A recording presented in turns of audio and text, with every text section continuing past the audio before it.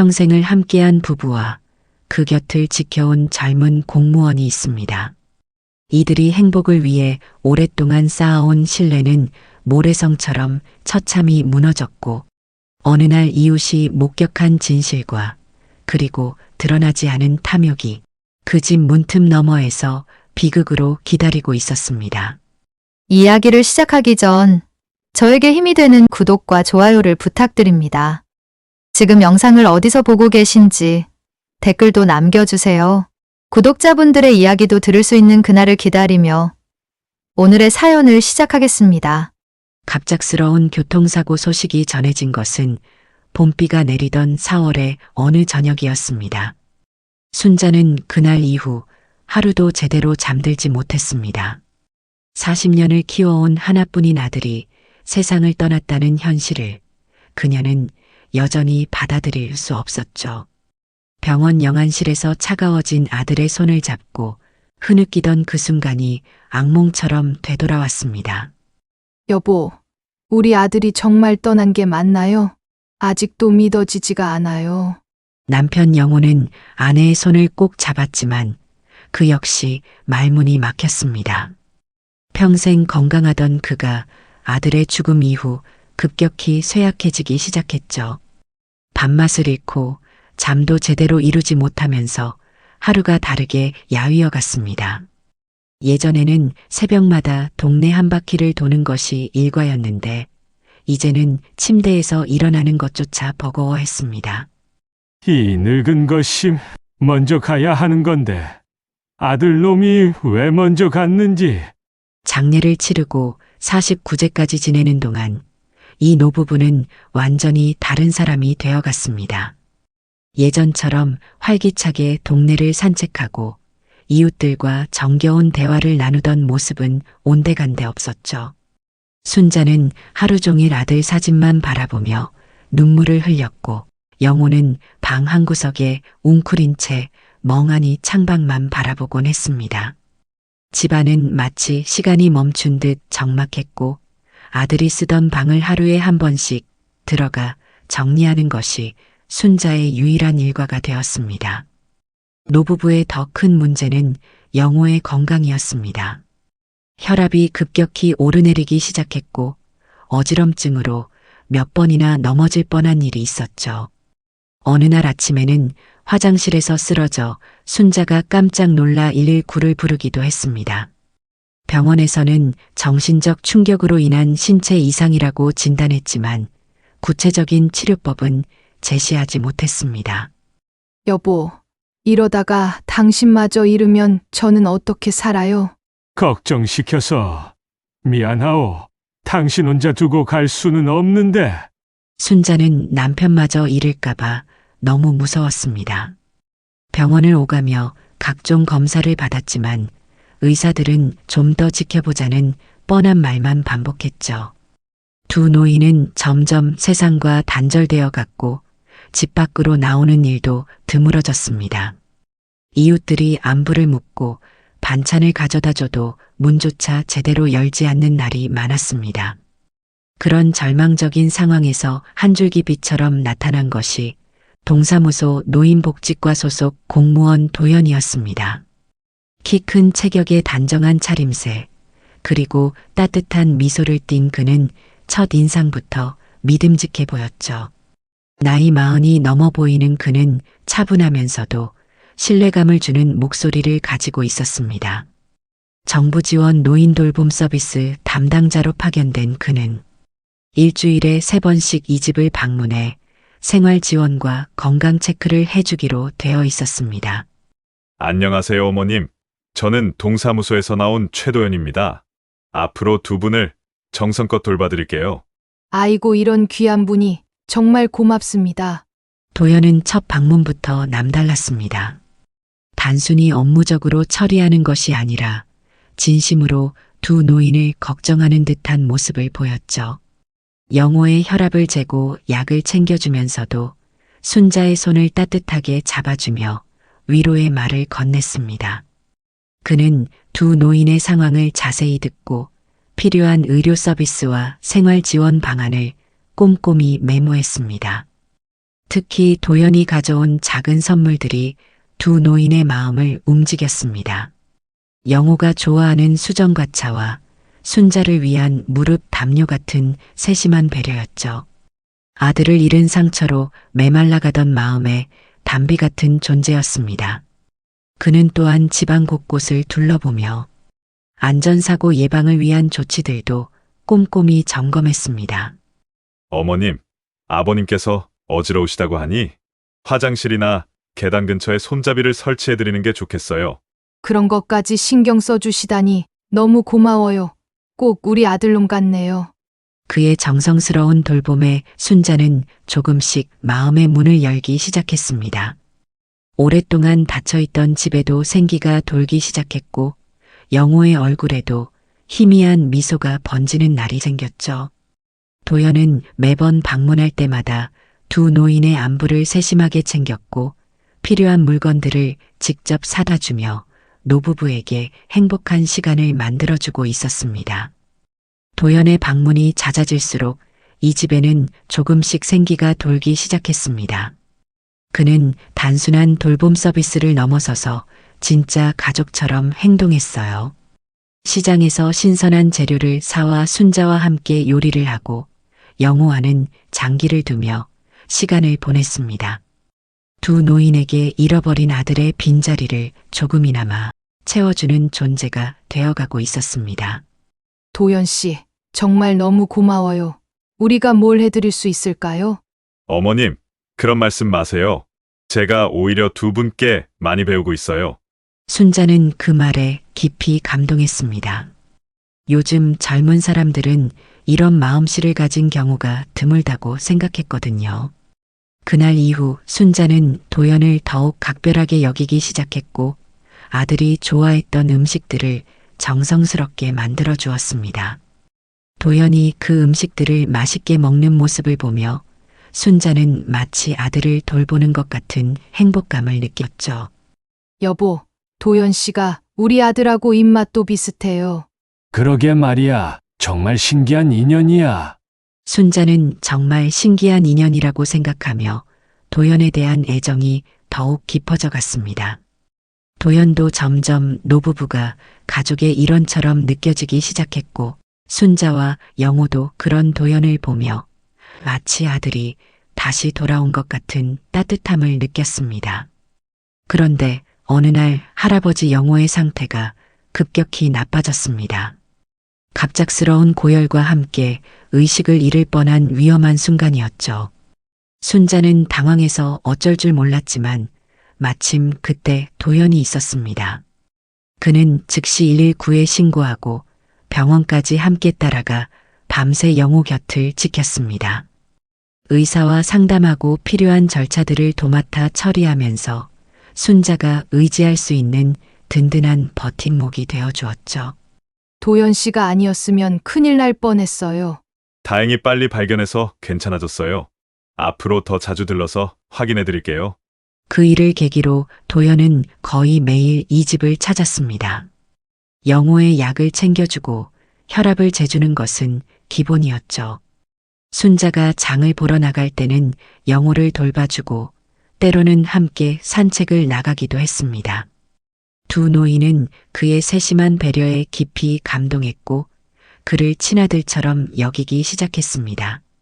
하지만 도연에게는 말할 수 없는 고민이 있었습니다.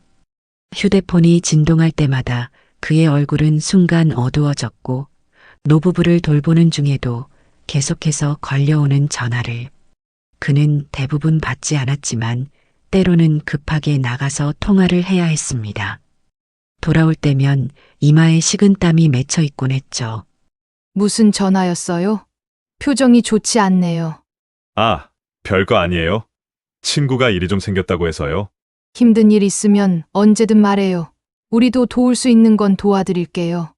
어느 날 순자는 도연에게 집안의 중요한 서류들을 정리해달라고 부탁했습니다. 영호의 건강이 불안정해지면서 각종 보험이나 은행 업무를 처리하기가 어려워졌기 때문이었죠. 도연은 기꺼이 도와주겠다고 했고 순자는 안방 서랍에 보관해둔 모든 서류들을 그에게 보여주었습니다. 이런 것들은 저희가 잘 몰라서요. 도연 씨가 정리해주면 정말 고마울 것 같아요. 물론이죠. 차근차근 정리해 드릴게요. 그런데 서류를 정리하면서 도연은 놀라지 않을 수 없었습니다. 여러 은행에 분산된 예금 통장들, 10억 원이 넘는 부동산 등기부등본과 각종 보험증권까지 두 노인의 재산 규모는 그가 상상했던 것보다 훨씬 컸습니다. 손에 든 통장을 보며 그는 잠시 멍하니 있었죠. 그때 휴대폰이 또다시 진동했습니다. 도연은 서둘러 밖으로 나가 전화를 받았고 돌아왔을 때 그의 표정은 더욱 복잡해져 있었습니다. 한편으로는 이 어르신들에 대한 진심 어린 애정이 있었고 다른 한편으로는 자신의 절박한 현실이 그를 짓누르고 있었죠. 어머님, 서류 정리는 제가 천천히 해드릴게요. 급하지 않으니까요. 그래요. 편할 때 해줘도 괜찮아요. 그날 밤 도연은 집으로 돌아가는 길에 깊은 생각에 잠겼습니다. 조금 전에 본 어마어마한 재산이 내 것이라면 라고 말이죠. 그는 무거운 한숨을 내쉬며 어둠 속으로 사라져갔습니다. 많은 생각 끝에 도연은 집으로 돌아가는 길에서 마지막 결심을 굳혔습니다. 며칠 전 빚쟁이들에게 받은 협박 전화가 머릿속에서 맴돌았고 오늘 본 노부부의 어마어마한 재산 규모가 그의 마지막 양심마저 무너뜨렸죠. 그동안 쌓아온 정이나 진심 같은 것들은 순식간에 사라졌고 머릿속에는 오직 그 돈을 어떻게 차지할 것인가만 남아 있었습니다. 최근 뉴스에서 본 노인 대상 양자 입양 사기 사건들이 떠올랐고 그는 자신도 그와 비슷한 방법을 쓸 수 있다고 생각했습니다. 다음 날부터 도연의 행동은 미묘하게 달라졌습니다. 예전처럼 따뜻한 미소는 여전했지만 그 안에 계산적인 의도가 숨어 있었죠. 그는 노부부에게 만약의 상황에 대해 자주 언급하기 시작했고 두 분 모두 고령이니 법적인 절차들을 미리 정리해 두는 것이 좋겠다고 넌지시 제안했습니다. 상속이나 의료 결정권 같은 복잡한 용어들을 사용하면서 마치 노부부를 위한 배려인 것처럼 포장했죠. 이런 변화를 가장 먼저 눈치챈 사람은 바로 이웃에 사는 소영이었습니다. 신혼 때부터 이 동네에 살면서 순자 영호 부부와 각별한 사이를 유지해온 그녀는 젊은 부부가 경제적으로 어려울 때 두 분께 큰 도움을 받은 경험이 있었습니다. 남편의 사업 실패로 빚에 시달리던 시절 순자와 영호가 조건 없이 생활비를 지원해 주었고 아이가 아플 때는 병원비까지 대신 내주며 친부모처럼 돌봐주었죠. 소영에게 이 노부부는 단순한 이웃이 아니라 인생의 은인이었고 그래서 두 분의 일거수일투족을 늘 관심 있게 지켜보고 있었습니다. 최근 들어 소영은 도연의 행동에서 뭔가 이상한 점들을 발견하기 시작했습니다. 처음에는 성실한 공무원이라고 생각했지만 시간이 지날수록 그의 방문 패턴이 수상해 보였죠. 밤늦은 시간까지 집에 머물러 있는 일이 잦아졌고 때로는 주말에도 나타나서 몇 시간씩 머물다 가곤 했습니다. 공식적인 돌봄 서비스 시간을 훨씬 넘어서는 일정이었죠. 어느 날 저녁 소영은 우연히 도연이 큰 서류 뭉치를 들고 집에서 나오는 모습을 목격했습니다. 그의 표정이 어딘지 모르게 만족스러워 보였는데 마치 중요한 일을 성사시킨 사람의 얼굴 같았죠. 또 다른 날에는 그가 은행에서 나와 휴대폰으로 누군가와 급하게 통화하는 모습을 봤는데 평소와는 전혀 다른 긴장된 표정이었습니다. 소영은 점점 불안해졌고 혹시 순자 부부에게 나쁜 일이 생기는 건 아닌지 걱정이 커져갔습니다. 그 무렵 도연은 본격적으로 양자 입양 절차를 진행하고 있었습니다. 그는 노부부에게 이것이 단순한 가족관계 정리라고 설명했고 복잡한 법적 용어들은 자신이 알아서 처리하겠다고 말했죠. 순자와 영호는 그의 말을 그대로 믿었고 도연이 준비해온 서류들에 대한 정확한 내용도 모른 채 그저 필요한 곳에 도장만 찍었습니다. 실제로는 양자 입양 동의서였지만 그들은 그것이 단순한 돌봄 서비스 연장 신청서 정도로만 생각했죠. 도연은 서류를 정리하면서도 끊임없이 노부부를 안심시켰습니다. 이제 서류 정리가 끝났으니 더욱 체계적으로 돌봄 서비스를 받으실 수 있다고 했고 앞으로 어떤 일이 생겨도 자신이 모든 것을 해결해 드리겠다고 약속했죠. 순자와 영호는 그런 도연의 말에 깊이 감동했고 정말 하늘이 내려준 아들이라고 생각했습니다. 하지만 법적 절차가 완료된 그 순간부터 도연은 속으로 완전히 달라졌습니다. 이제 자신이 법적으로 이 가정의 상속자가 되었다는 사실에 만족감을 느꼈고 머릿속으로는 이미 그 돈을 어떻게 활용할지 계산하고 있었죠. 소영은 이런 변화를 더욱 예리하게 감지했습니다. 도연이 노부부를 대하는 태도가 미묘하게 달라진 것을 느꼈고 특히 재산이나 상속 이야기가 나올 때마다 그의 눈빛이 달라지는 것을 놓치지 않았죠. 하지만 확실한 증거가 없는 상황에서 섣불리 의심을 표현하기는 어려웠고 혹시 자신의 생각이 틀렸을지도 모른다는 불안감도 있었습니다. 그럼에도 불구하고 소영은 두 어른을 지켜야 한다는 사명감으로 더욱 주의 깊게 이 집을 관찰하기 시작했습니다. 양자 입양이 성공적으로 마무리되고 석 달이 지난 후 도연은 기대와는 전혀 다른 현실에 직면했습니다. 노부부가 날이 갈수록 상태가 호전되고 있는 것이었습니다. 그것이 그를 조급하게 만들었죠. 특히 영호는 최근 들어 컨디션이 더욱 좋아져서 예전처럼 산책을 나가고 순자와 함께 시장도 보러 다니기 시작했습니다. 도연에게는 절망적인 상황이었고 빚쟁이들은 매일같이 전화를 걸어와 독촉을 했으며 이자만으로도 감당하기 어려운 지경에 이르렀습니다.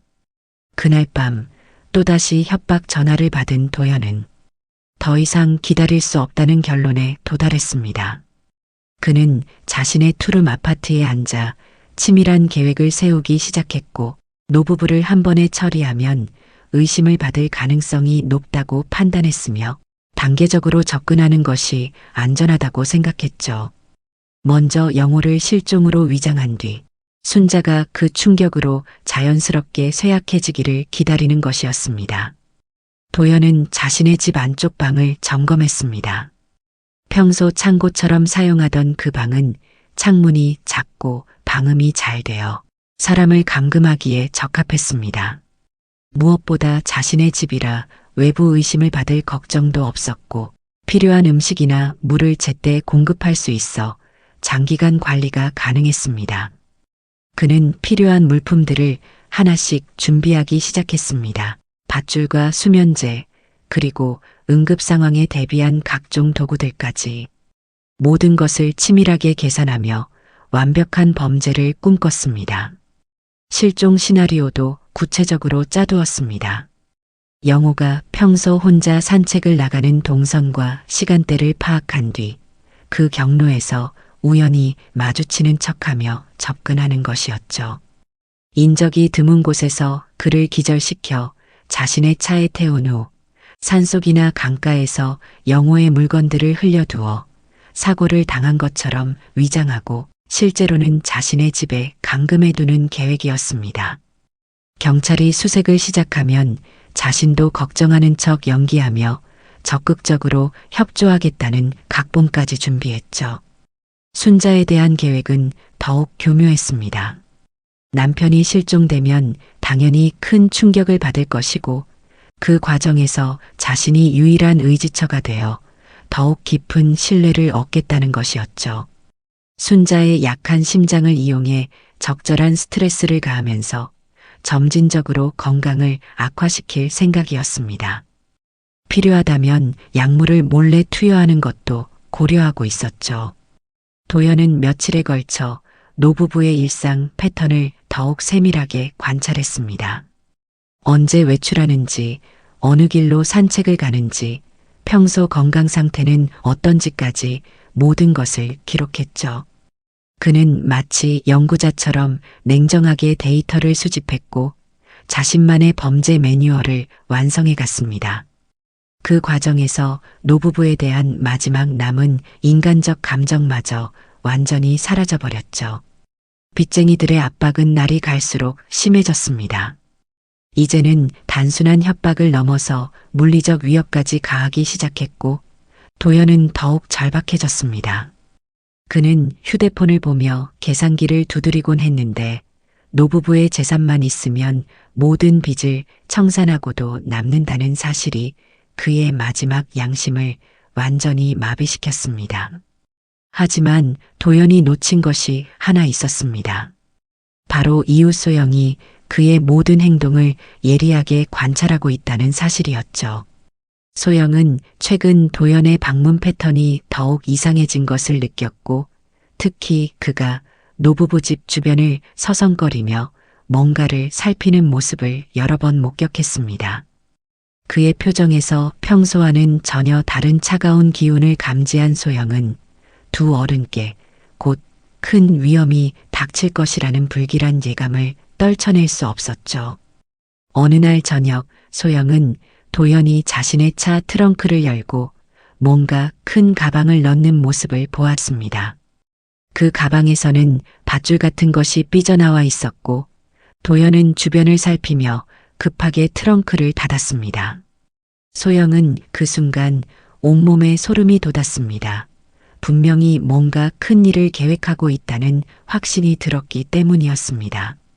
하지만 아직 구체적인 증거가 없는 상황에서 경찰에 신고하기는 어려웠고 혹시 자신의 추측이 틀렸을 가능성도 배제할 수 없었죠. 도연은 모든 준비를 마치고 실행할 시기를 기다리고 있었습니다. 그는 마지막으로 자신의 계획을 점검하며 완벽하다고 자신했습니다. 하지만 그는 몰랐습니다. 소영이 이미 모든 것을 눈치채고 있다는 사실을 말이죠. 그날 오후 4시 평소보다 늦은 시간까지 영호가 돌아오지 않자 순자는 불안해하기 시작했습니다. 소영은 집 앞 화단에 물을 주다가 순자의 다급한 목소리를 들었죠. 영호는 매일 오후 2시면 산책을 나가서 1시간 내로는 꼭 돌아왔는데 이미 1시간이 훌쩍 넘어버린 상황이었습니다. 소영은 그 순간 가슴이 철렁 내려앉았고 며칠 전부터 품고 있던 불길한 예감이 현실이 되었다는 확신이 들었습니다. 순자가 도연에게 전화를 걸자 그는 놀랍도록 빠르게 달려왔습니다. 마치 이미 준비하고 있었던 것처럼 말이죠. 소영은 창문 너머로 그의 모습을 지켜봤는데 도연의 표정에서 진짜 걱정보다는 연기하는 듯한 어색함을 느꼈습니다. 그는 순자를 달래면서도 계속 시계를 보고 있었고 뭔가 계산하는 듯한 눈빛이 스쳐 지나갔죠. 도연은 즉시 경찰에 신고하겠다고 나섰습니다. 평소 영호가 다니던 산책로를 함께 찾아보자고 제안했고 순자는 그런 그에게 더욱 의지하게 되었죠. 하지만 소영이 보기에는 모든 것이 너무나 완벽하게 준비된 시나리오 같았습니다. 도연은 마치 대본을 외운 배우처럼 적절한 타이밍에 적절한 반응을 보이고 있었죠. 경찰이 도착하자 도연은 더욱 적극적으로 나섰습니다. 영호의 평소 습관과 건강 상태를 자세히 설명했고 가능한 실종 경로까지 친절하게 안내했죠. 하지만 소영은 그가 수색대와 함께 움직이면서도 정작 영호를 찾으려는 진정성은 보이지 않는다는 것을 눈치챘습니다. 오히려 수색이 엉뚱한 방향으로 가도록 은근히 유도하는 것 같았죠. 저녁이 되어도 영호는 발견되지 않았습니다. 순자는 완전히 무너져 버렸고 도연은 그런 그녀를 위로하며 밤새 곁에 있어주겠다고 했습니다. 소영은 도연이 순자에게 진정하라며 약을 건네는 모습을 보고 의심했습니다. 순자의 충격 상태를 이용해 뭔가 다른 목적이 있는 것은 아닌지 불안한 마음을 떨쳐낼 수 없었죠. 그날 밤 소영은 잠을 이룰 수 없었습니다. 창문을 통해 순자의 집을 지켜보고 있었는데 도연이 새벽 2시경 조용히 집에서 나오는 모습을 목격했습니다. 그는 주변을 살피며 자신의 차로 향했고 어딘가로 떠나더니 1시간 후에 돌아왔습니다. 소영은 그가 영호를 어딘가에 숨겨두고 있다는 확신을 갖게 되었죠. 다음 날 아침 도연은 더욱 노골적으로 순자를 조종하기 시작했습니다. 영호가 돌아올 때까지 자신이 모든 것을 돌봐드리겠다며 저번에 하지 못했던 집안의 중요한 서류들을 정리하자고 제안했죠. 순자는 남편의 실종 충격으로 판단력을 잃은 상태였고 도연의 말에 그대로 따르고 있었습니다. 소영은 이것이 바로 도연이 노린 상황이라는 것을 깨달았죠. 소영은 더 이상 가만히 있을 수 없었습니다. 도연의 다음 타겟이 순자라는 것이 너무나 명백했고 이미 그는 순자의 정신적 충격을 이용해 서서히 그녀를 약화시키고 있었죠. 하지만 여전히 구체적인 증거가 없는 상황에서 경찰을 설득하기는 어려웠습니다. 소영은 자신이 직접 증거를 찾아야 한다고 결심했고 무엇보다 순자를 보호해야 한다는 사명감에 불타올랐습니다. 그 순간 소영은 며칠 전 도연이 트렁크에 넣었던 가방을 떠올렸습니다. 분명 그 안에 영호와 관련된 증거가 있을 것이라고 생각했죠. 그녀는 도연의 일거수일투족을 더욱 면밀히 관찰하기로 했고 기회가 되면 그의 집이나 차를 조사해 볼 계획을 세웠습니다. 순자를 지키기 위해서라면 무엇이든 할 각오였죠. 하지만 시간은 그리 많지 않았습니다. 도연은 이미 순자에게 수상한 약물을 투여하기 시작했고 그녀의 상태는 하루가 다르게 나빠지고 있었죠. 소영은 하루빨리 영호의 행방을 찾아내고 도연의 정체를 폭로해야 한다는 절박함을 느꼈습니다. 두 어른을 구하기 위한 시간과의 싸움이 시작된 것이었죠. 영호가 실종된 지 일주일이 지났지만 여전히 그의 행방은 오리무중이었습니다. 소영은 매일 순자의 집 근처에서 시간을 보내며 그녀를 지키려 노력했어요. 아침에는 함께 산책을 나가자고 제안하고 점심때는 직접 만든 반찬을 가져다 주었습니다. 저녁에는 혼자 있기 외로울까봐 차 한 잔 마시자며 자주 찾아갔어요. 순자에게는 든든한 이웃의 배려로 보였지만 사실 소영은 도연이 순자에게 해를 끼치지 못하도록 감시하고 있었습니다. 도연은 소영의 이런 행동이 몹시 거슬렸습니다. 계획대로 순자를 약화시키려면 혼자 있는 시간이 필요했는데 소영이 자꾸 끼어들어 방해가 되었어요. 특히 소영이 영호의 실종에 대해 계속 질문을 던지는 것이 부담스러웠습니다. 수색은 어떻게 진행되고 있나요? 혹시 새로운 단서라도 있나요? 경찰에서는 뭐라고 하던가요? 이처럼 같은 질문들이 끊이지 않았습니다. 도연은 매번 적당히 둘러대며 답변했지만 점점 조리 있게 대답하기가 어려워졌습니다. 순자 역시 소영의 과도한 관심이 달갑지 않았습니다. 물론 고마운 마음은 있었지만 도연이 있는데 굳이 소영까지 나서서 챙겨줄 필요가 있나 싶었어요. 더구나 소영이 도연에게 자꾸 의심스러운 질문을 던지는 모습을 보면서 혹시 이 좋은 사람을 오해하고 있는 건 아닌가 하는 생각이 들었습니다. 순자는 도연에 대한 신뢰가 확고했기 때문에 그를 의심하는 듯한 소영의 태도가 불편했어요. 어느 날 오후 도연은 잠시 나간다며 순자에게 양해를 구했습니다. 영호 수색과 관련해서 확인할 일이 있다고 했어요. 소영은 그의 말을 듣고는 슬그머니 뒤를 따라갔습니다. 도연은 수색 지역과는 반대 방향으로 차를 몰았고 결국 자신이 사는 아파트 단지에 도착했어요. 역시 뭔가 있었어. 거짓말을 하고 집으로는 왜 온 거지? 소영은 멀찍이 떨어진 곳에 차를 세우고 지켜봤습니다. 도연은 주변을 살핀 후 자신의 집으로 들어갔습니다. 소영은 조심스럽게 그의 집 근처로 다가갔어요. 현관문 근처에 서서 귀를 기울이자 안에서 희미한 소리들이 들려왔습니다. TV 소리일 수도 있고 위층에서 나는 소음일 수도 있었어요. 하지만 가끔 들리는 기침 소리나 뭔가 끌리는 듯한 소리가 이상했습니다. 확실하지는 않았지만 분명 누군가 안에 있는 것 같았어요. 30분 정도 지나자 도연이 집에서 나왔습니다. 손에는 검은 봉지를 들고 있었는데 그 안에 뭐가 들어있는지는 알 수 없었지만 소영은 끝없이 의심해야만 했습니다. 소영은 급하게 자신의 차로 돌아가 도연보다 먼저 순자의 집으로 향했어요. 도연이 돌아왔을 때는 이미 소영이 순자와 함께 차를 마시고 있었습니다. 며칠이 더 지나면서 순자의 상태는 눈에 띄게 나빠졌습니다. 남편의 실종 충격과 스트레스로 식욕을 잃었고 밤잠도 제대로 이루지 못했어요. 체중이 급격히 줄어들면서 얼굴도 많이 여위었습니다. 하지만 도연이 기대했던 것만큼 빠르게 쇠약해지지는 않았어요.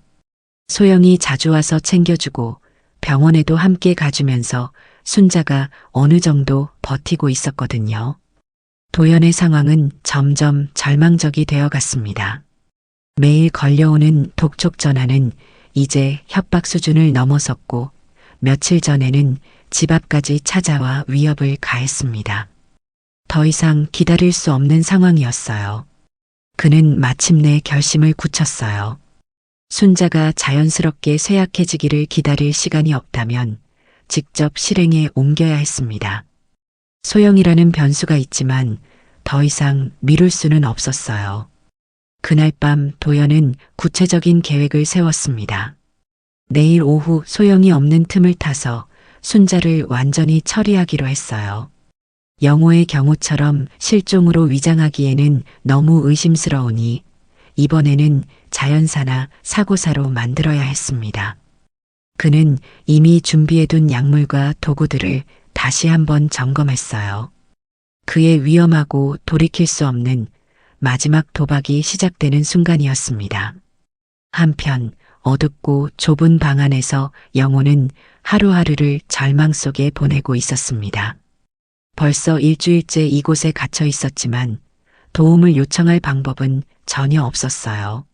손목과 발목의 밧줄 자국은 날이 갈수록 깊어졌고 제대로 된 음식을 먹지 못해 몸은 급격히 쇠약해지고 있었습니다. 이 모든 악몽이 어떻게 시작되었는지 떠올리면서 자신의 어리석음이 너무나 원망스러웠어요. 그날도 평소와 다름없이 산책을 나갔던 영호는 동네 뒷산 입구에서 도연과 마주쳤습니다. 반가운 마음에 손을 흔들며 다가갔던 그 순간이 악몽의 시작이었어요. 아버님, 목마르시니 물 좀 드세요.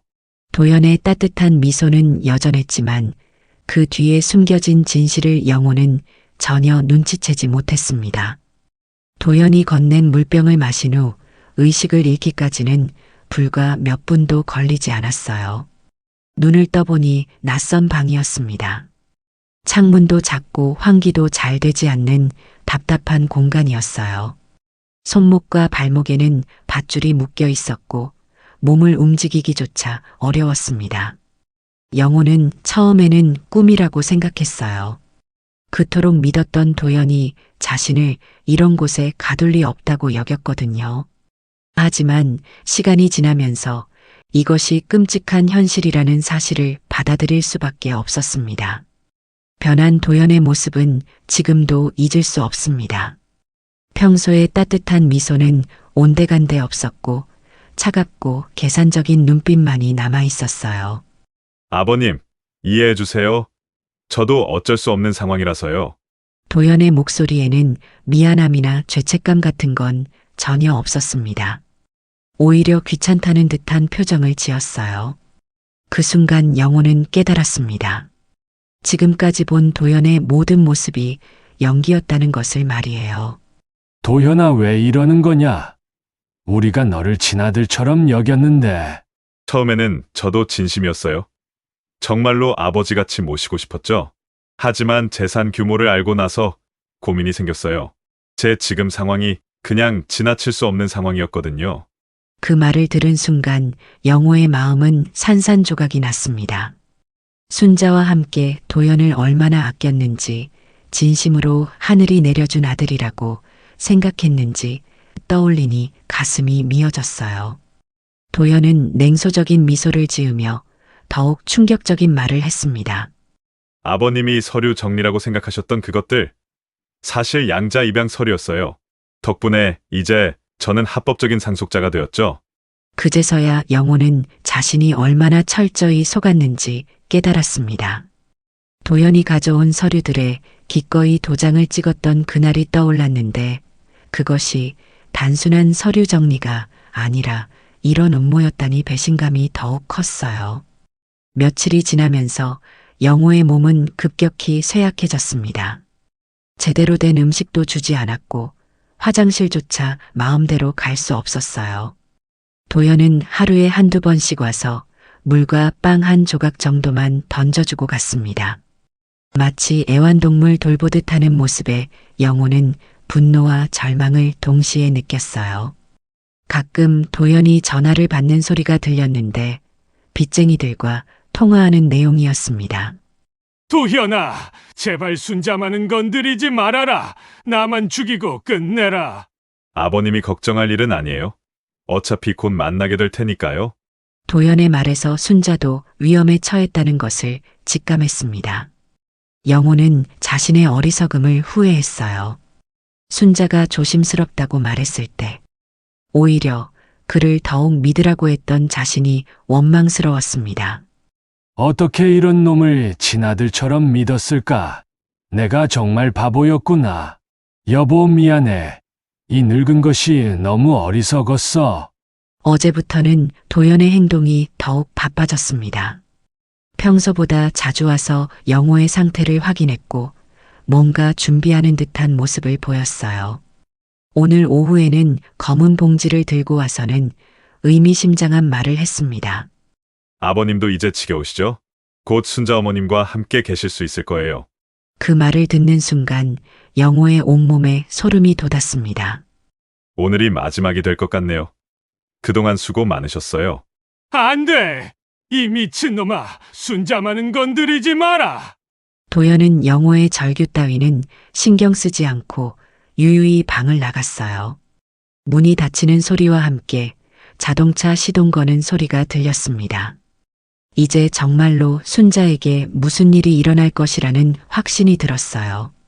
여보, 제발 그 놈을 믿지 말고 도망가. 영호는 온 힘을 다해 문을 두들겼지만 아무 소용이 없었습니다.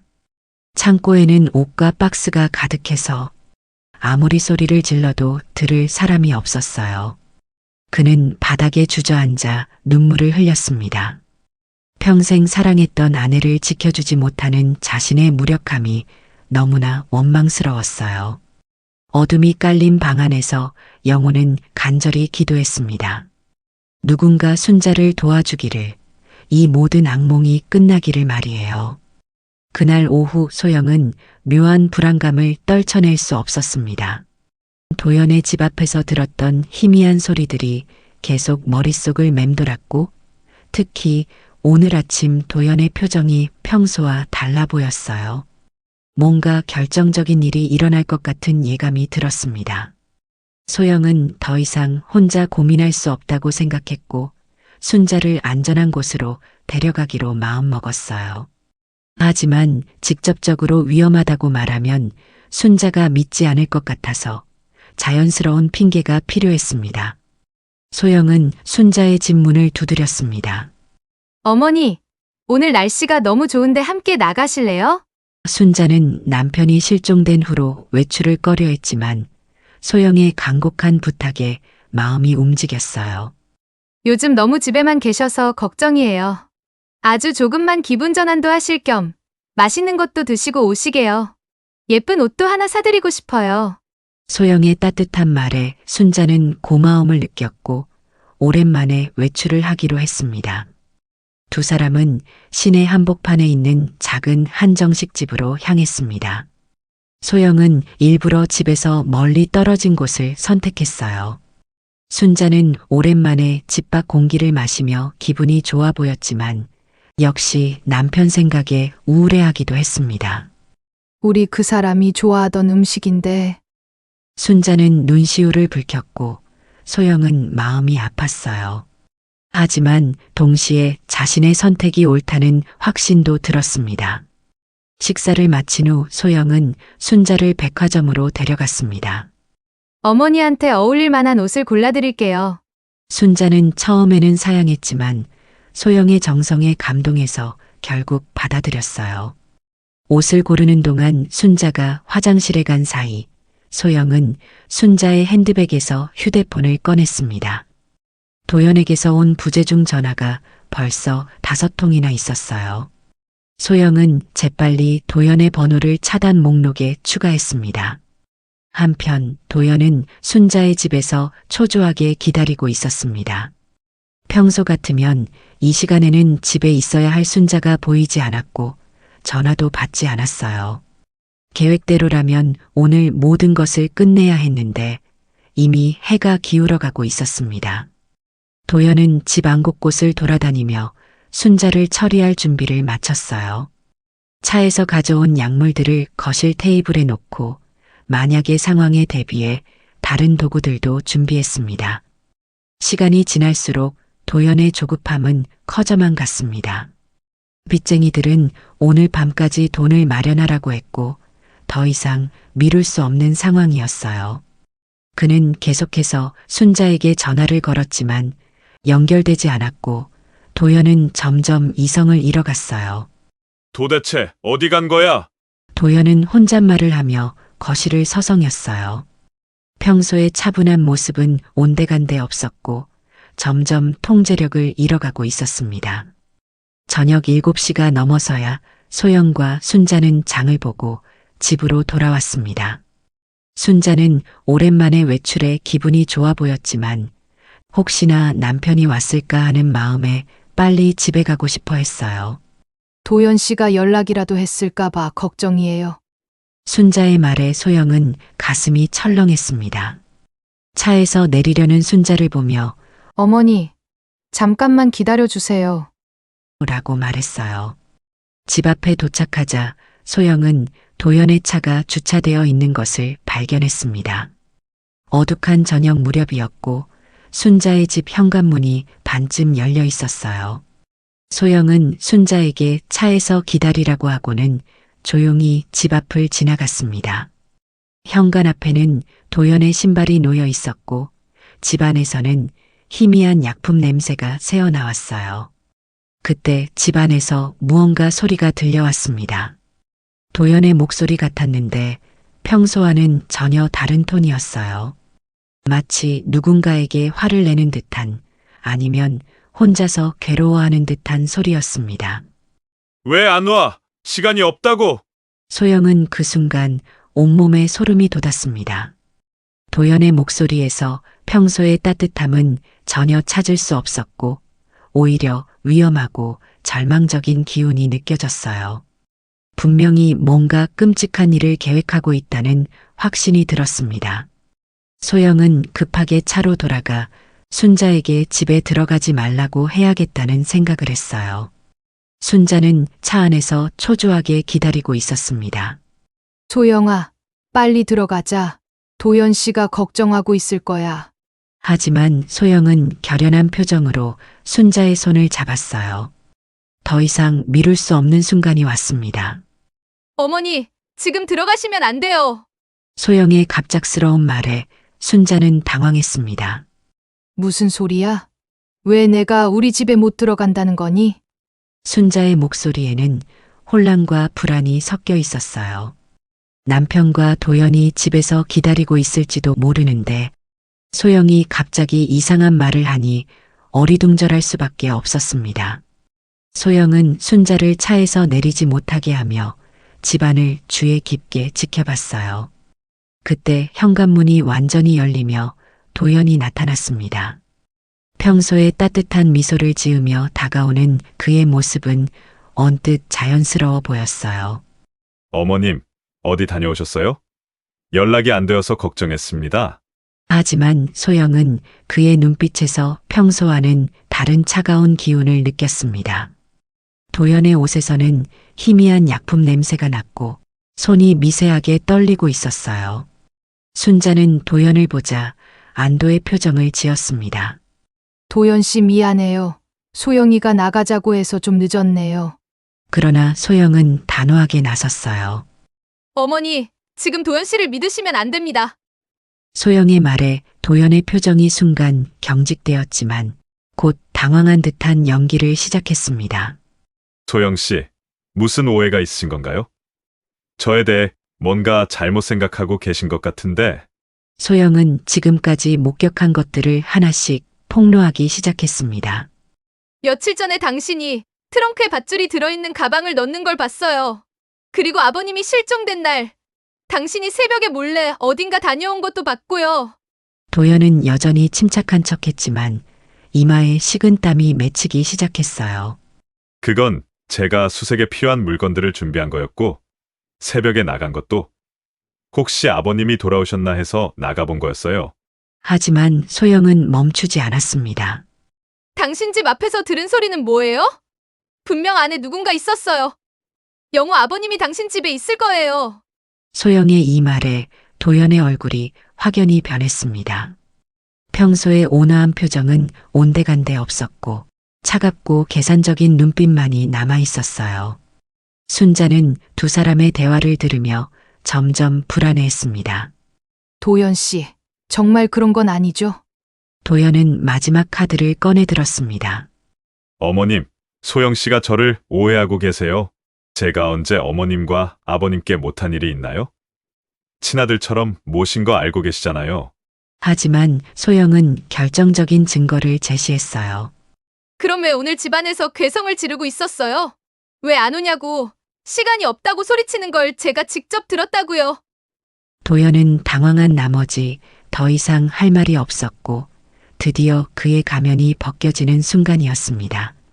도연의 표정이 순간 일그러졌고 그는 더 이상 연기를 할 수 없다는 것을 깨달았어요. 당신이 다 망쳤어! 도연은 갑자기 소영에게 달려들었습니다. 순자는 깜짝 놀라 비명을 질렀고 소영은 재빨리 몸을 피했어요. 도연은 주머니에서 뭔가를 꺼내들며 소영을 위협했습니다. 어둠 속에서 반짝이는 그것은 작은 칼이었어요. 조용히 해! 당신 때문에 모든 계획이 엉망이 됐다고! 도연의 목소리는 이제 완전히 달라져 있었습니다. 평소의 부드러운 톤은 온데간데 없었고 절망과 분노로 가득 찬 괴물의 목소리만이 남아 있었어요. 순자는 그제서야 모든 상황을 이해하기 시작했습니다. 자신이 그토록 믿었던 도연이 실제로는 자신과 남편을 해치려 했다는 충격적인 진실을 말이에요. 도연 씨 정말 그런 거였어요? 순자의 목소리는 떨리고 있었고 눈에는 배신감과 공포가 가득했습니다. 소영은 순자를 자신의 뒤로 숨기며 도연과 대치했어요. 골목은 점점 더 어두워지고 있었고 가로등 불빛만이 세 사람의 그림자를 길게 늘어뜨렸습니다. 도연이 점점 다가오자 소영은 뒤로 물러나며 무엇인가 방법을 찾고 있었어요. 그때 순자가 떨리는 목소리로 말했습니다. 우리 그이는 내 남편은 어디에 있어요? 도연은 냉소적으로 웃으며 대답했어요. 곧 만나게 될 거예요. 바로 그때 멀리서 사이렌 소리가 들려왔습니다. 도연은 당황한 표정으로 주변을 둘러보더니 소리쳤어요. 어떻게 경찰이 온 거야? 소영이 차분하게 대답했습니다. 당신이 집 안에서 괴성을 지를 때부터 경찰에 신고하고 전화를 끊지 않았어요. 모든 걸 경찰이 들었고 당신은 이제 끝났어요. 도연은 절망한 표정으로 도망칠 곳을 찾기 시작했지만 이미 경찰차 2대가 골목 입구를 막고 있었어요.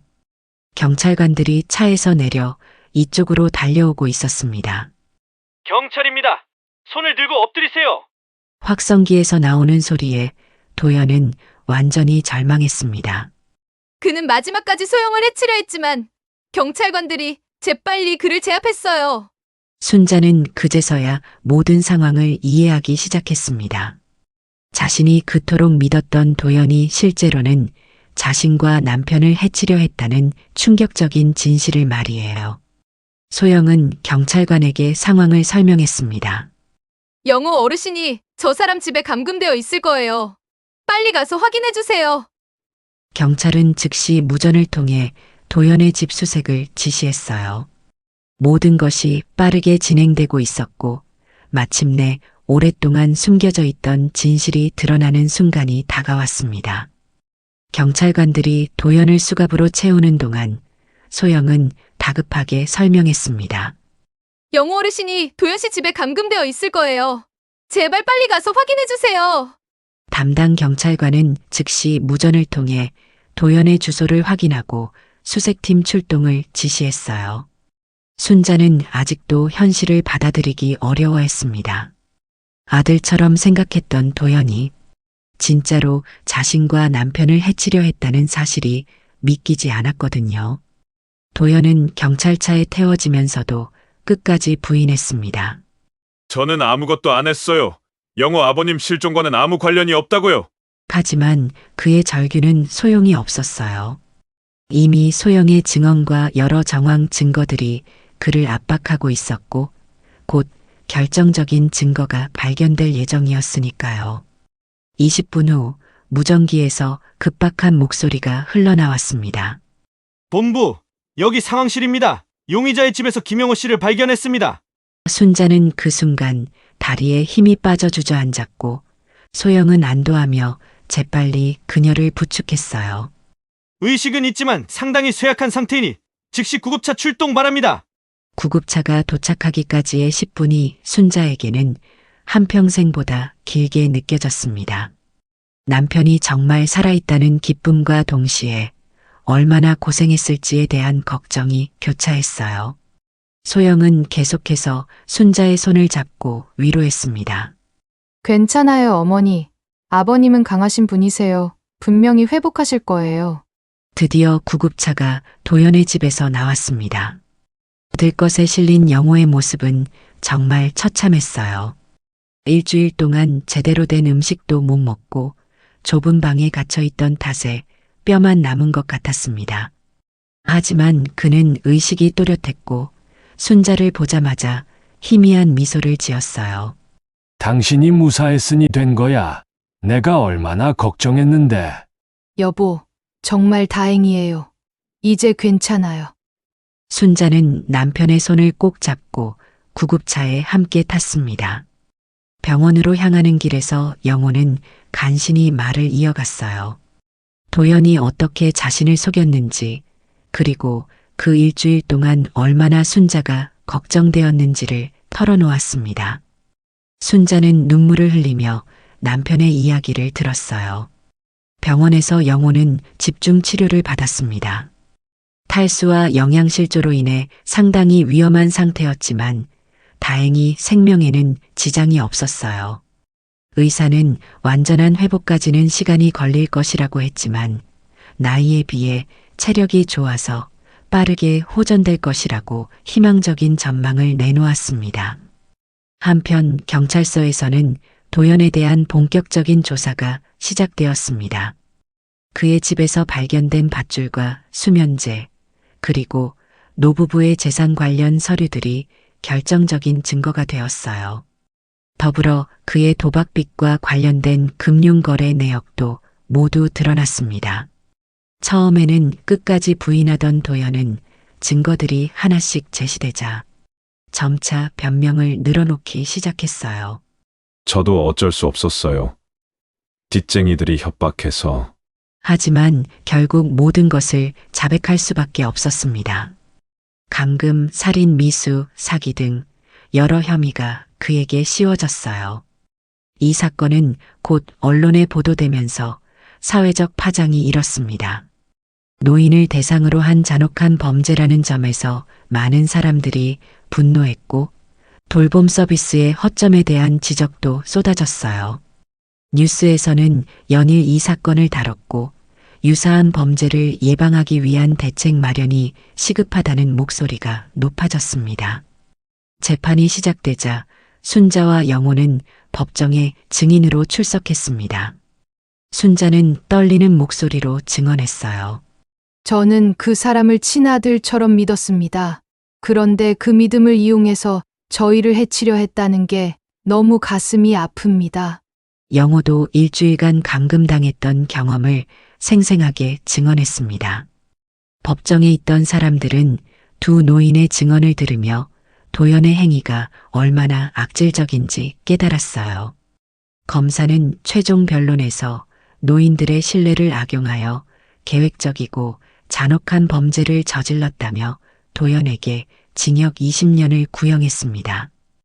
도연은 마침내 자신의 잘못을 깨닫고 눈물을 흘렸지만 이미 모든 것이 늦었어요. 3일 후 영호가 어느 정도 회복되자 소영이 병원을 찾았습니다. 그녀는 과일 바구니를 들고 조심스럽게 병실 문을 두드렸어요. 순자는 소영을 보자마자 눈물을 터뜨렸습니다. 소영아, 정말 고마워. 네가 아니었다면 우리 부부는 어떻게 됐을까? 어머니, 그런 말씀 마세요. 제가 어머니께 받았던 도움이 더 많잖아요. 영호도 소영에게 깊은 감사를 표했습니다. 자신을 구해준 것도 고맙지만 무엇보다 순자를 지켜준 것에 대해 진심으로 고마워했어요. 소영은 두 분이 회복될 때까지 매일 병원에 다니며 돌봤습니다. 한 달 후 영호는 완전히 회복되어 퇴원했습니다. 도연은 법정에서 최종 징역 15년을 선고받았고 그가 노린 재산은 모두 원래 주인에게 돌아갔어요. 순자와 영호는 이제 평범한 일상으로 돌아갔지만 이번 일을 겪으며 주변 사람들을 바라보는 시각이 많이 달라졌습니다. 무엇보다 소영이라는 소중한 사람이 곁에 있다는 것에 깊은 감사를 느끼고 있었어요. 가을이 깊어가던 어느 오후 순자와 소영은 함께 시장에서 장을 보고 집으로 돌아왔습니다. 두 사람의 얼굴에는 평화로운 미소가 번졌어요. 집 앞 화단에는 소영이 심어준 코스모스가 예쁘게 피어 있었고 영호가 기르기 시작한 강아지가 꼬리를 흔들며 반겼습니다. 오늘 배추가 정말 싱싱하더라. 이번에도 맛있게 담가보자꾸나. 그럼 이번 주말에 함께 담가요. 제가 고춧가루 좋은 걸로 준비할게요. 저녁 무렵 세 사람은 마당에 앉아 차를 마시며 평범했지만 소중한 하루를 마무리했습니다. 탐욕으로 시작된 위기는 그들을 절망으로 몰아넣었지만 진정한 마음으로 맺어진 관계는 오히려 더욱 단단해졌어요. 나이가 들수록 사람이 그리워지지만 타인에 대한 맹목적인 믿음은 독이 될 수 있습니다. 돈과 욕심은 사람을 변하게 만들지만 어려울 때 서로를 지켜주는 마음만큼은 그 무엇도 빼앗을 수 없다는 것을 이들의 이야기가 보여주고 있었습니다. 오늘도 우리 곁에는 진심으로 우리를 걱정해주는 사람이 있을 것입니다. 그 마음을 알아보되 지혜롭게 판단하는 마음가짐은 우리에게 꼭 필요한 부분이 아닐까요? 오늘의 사연이 여러분의 마음에 닿았다면 주위 소중한 분들께 이 이야기를 전해주세요. 여러분의 작은 관심이 누군가에게는 큰 도움이 될 수 있습니다. 여러분의 사연도 함께하는 그날을 위해 구독과 좋아요를 눌러주세요. 감사합니다.